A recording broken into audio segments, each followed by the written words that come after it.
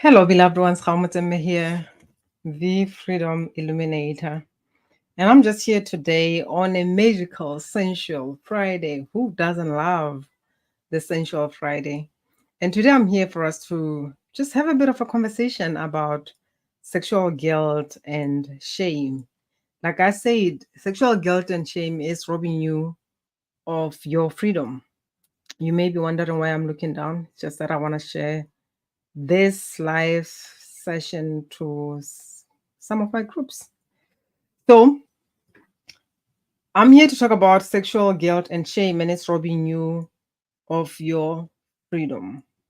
And what the heck am I talking about?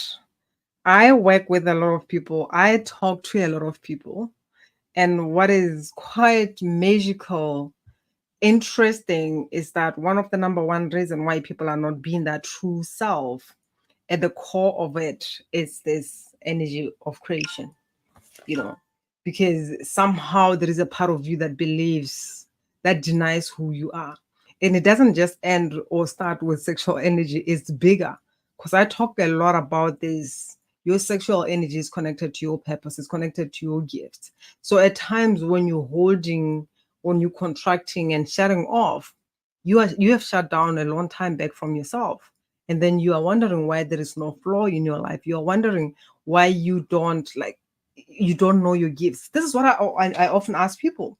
What is your unique magic? What is your unique medicine? What is it that you like, your gift, your medicine? You know what I'm talking about. Because what I've realized is a lot of people out there are hiding behind modalities. What is your unique thing? Because when I dive deep, I realize that there is a lot of that which is like coming from the mind, but there is a lot of fear that most of you are hiding from, especially if you are, shaman, witch doctors, witches, intuitive, psychics. You are gifted, you know it.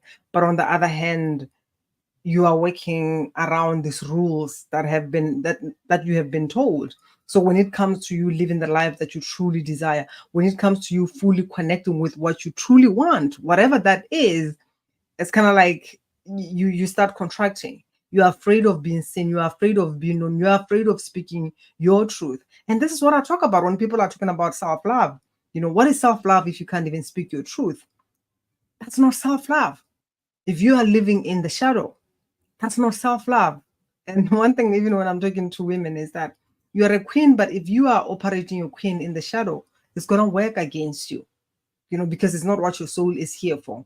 And often it's just that, the denial of the self. It goes deeper than just, I'm going to put on makeup, I'm going to dress up like this. It's more, who am I being? Is it in alignment with my soul expansion, or it's other people's truth? What is your unique gift? What is it that you are here to give birth to? What is it that you're being? What is it that you're doing? Because often people are busy doing everything that is out there, which is not in alignment with themselves. And it's quite interesting because I had this conversation with my daughter, and I was just saying, you know, being abroad is not easy, and especially when I was going through a very chaotic divorce that I was going through. If I was somebody, I would have just packed my bags and left and went back home, And she kept quiet, and after some time she said, Mommy, the easiest way out is not always the best way. And I was like, ooh. And I'm going to repeat that again. The easiest way out is not always the best way. The easiest way out may be an easier way to make money. If you find an easier way, maybe it's coming at an expense, an easier way for you not to do the work. But at the end of the day, whatever hacks, the how-tos that you're jumping into, is it something that is sustainable, or is just information, which truly there is a lot of that information. And this is also what frustrates me when I hear people coming to me and they're telling me that I've done a lot of work. I've worked with whatever numbers that they're counting, but I have not gotten the results.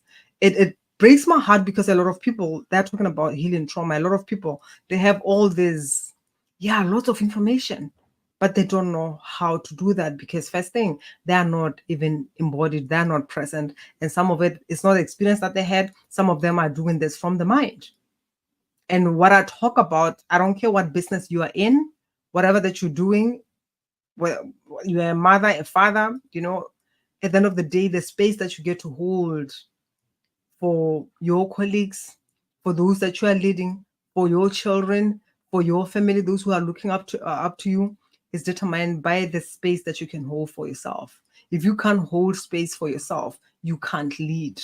Because first thing, when somebody says something that triggers your wounds, immediately you're gonna jump into being protective or just go into the whole thing of, hey, just like I said before, just forgive, or don't actually. This is what the interesting part, whether it's don't feel your emotions. I remember I had a conversation with this other lady, and she was so broken. She just started crying. A lot of things were coming through, and it was just beautiful to watch her connecting with herself, with the inner child at that level. And immediately she became into this whole persona, and she said, oh, I'm sorry that you got to see that. It's just like my other aspect, so that's not who I am. And I'm like, what the fuck are you talking about? That's not you, because even if I'm talking about your inner child, that's you, but it's an aspect that is unconscious, right? So if you're gonna deny part of you that is feeling certain emotions, and you want to identify with part of you that is more the jolly one and all that, you are still denying parts of yourself. And self-love, that's what we call it. Can you be with a part of you that is, maybe it's feeling angry? Because even when you're talking about emotion, anger, sadness, grief, the reason why we're making those wrong is because you feel them and then you judge them. But if you feel them and embrace the presence, the ability to feel the beauty that comes with that, because the truth of it is, some people are going through life numb. They don't know how to feel. And if you can feel and be with yourself, it's something that a lot of people don't do. When you're talking about emotions, people have this illusion of control from the mind. That's why they end up with the diagnosis that they end up with, because that becomes the poison. And talking about who we are or denying who we are. I mean, this got many stories, a lot of things happen. And I still remember there is one lady who, at some point, she wanted to work with me, and she said, at the end, she said, I can't work with you because you are not a Christian. Okay, I respect that. And she said, I'm an African, and I've seen a lot of things happening because my mom was not, I don't know, she was practicing whatever that she was practicing. Grandma, actually, she said grandma.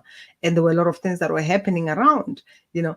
And somehow, whatever beliefs that this thing triggered, or whatever wrongness with that, you know, and it's kind of like, I don't even want to go there. But the truth is, if this is in your, like you said, your grandma was doing this, if it's in your DNA, chances are a lot of shit that is happening in your life is because of whatever that may have happened.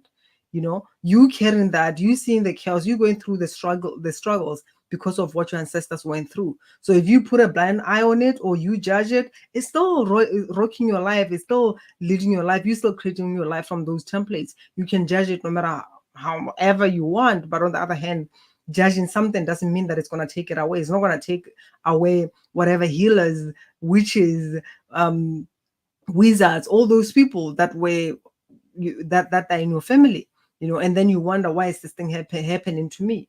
And you sit there and pray all you want, but on the other hand, what are you praying to if you're not even accepting of yourself, if you're not willing to look at things here to say what is here and what is that I'm accepting? And that's being ashamed of you and feeling guilty. Because what I find with emotions is just that. You're ashamed of feeling or expressing yourself a certain way. And then from there, you beat yourself up, you feel guilt. And then you are in this loop, back and forth, back and forth. And it's not only about emotions, it has something to do with your gifts too, where you are ashamed of your gifts. You are afraid of other people knowing who you are. You are ashamed of wanting even prosperity in your life. When you think about money, you want it, but at the same time, you don't want it. You have it, you're still ashamed. It's kind of like it's a loop. Like my high self was telling me this lately, that the world is benefiting and thriving on guilt and shame. And when you look at it, even with the disease, whether it's sexual transmitted disease, often when people get this disease, what they feel is like dirty, sinful, and all that, and this disconnect more people from the body. And you may be doing the work, but you are doing the work from the mind. You are not in your body. But for you to even fully connect to your unique genius, you get to be in your body, because you get to bring in the codes that you need. And it's quite interesting, because as I'm speaking, there is an inner child that is coming through like so strongly, which shows me that whether you are listening or you're going to listen later, there is someone who needs to connect with the inner child, because the inner child is a bigger part of your big vision.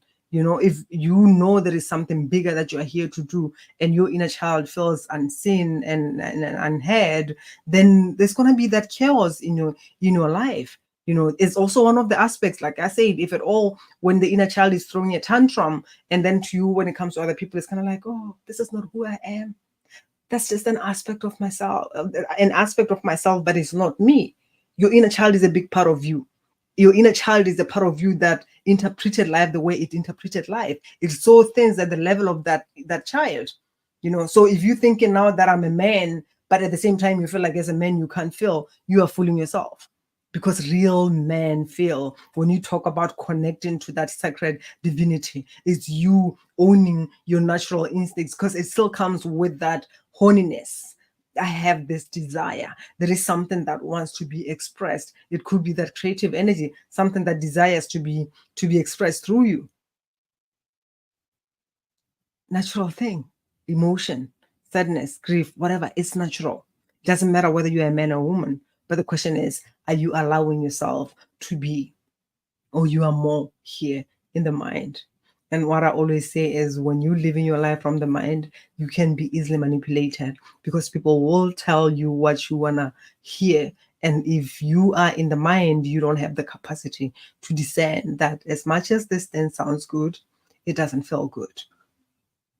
And most of you have so flipping amazing gifts. You should be out there helping people, but you are not helping people because you are hiding your gifts. You are denying who you are. You are living in pain. You feel alone. You feel not supported. But for anything, even the universe to support you, you gotta first be your anchor. You gotta be willing to accept who you are. Because if you deny your individuality, you will never stand out, and you end up just being taken, like you just go with whatever that is. You don't have an anchor. You are not grounded. People do not know who you are. It doesn't matter how many people surround you, but what's the point if you're surrounded by many people who will never get to know who you are?